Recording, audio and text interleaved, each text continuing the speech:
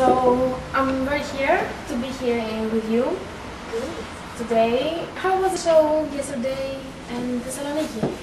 It was really nice, and of course I didn't expect, I didn't know what to expect when we came here. Of course I'm here with a new band, new music, but everybody came and they gave it a chance, and they really liked it, and they sang all the songs, and it was really wonderful. So I'm very happy to be back. That's nice. So your new project is called Agua De Annique, if I'm saying right. Yes.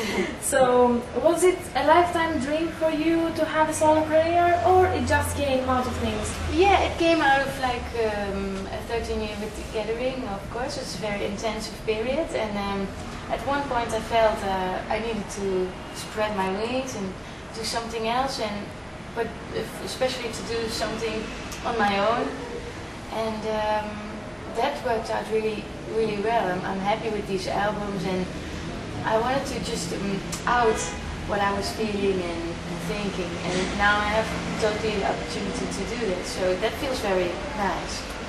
So your new album is called Pure Air, which I find very nice in title and music, and the previous was Air. What is the difference that the word pure make? I think in the small way that we made these songs on Pure Air, it's smaller, it's more intimate, it's more, even though it's not all my songs, because it's covers and other people's music, it became very personal because it's so pure, you know, hence the title Pure Air, of course. So that's the big difference, that it's more close to the heart even now. So I think that when I listened to the album, I thought of a company of good friends making music and singing. Yeah.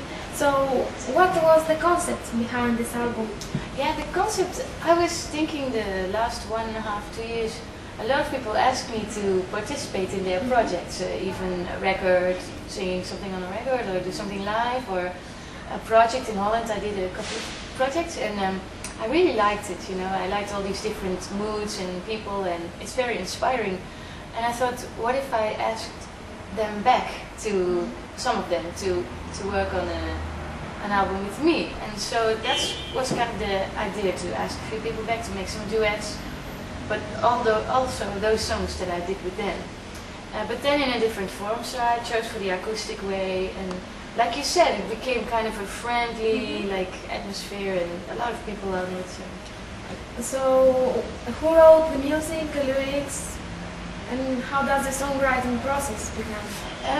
Usually I write all the songs for an album, for Air for instance, and also for I'm writing for a new album as well. And I come up with all the ideas and all the songs.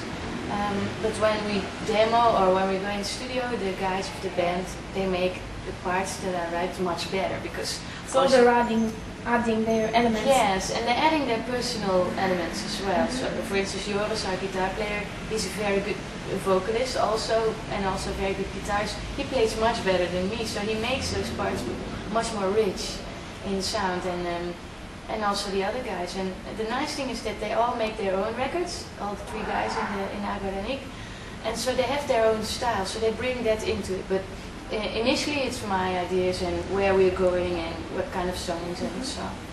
So I think that artists change a lot during the years and during time.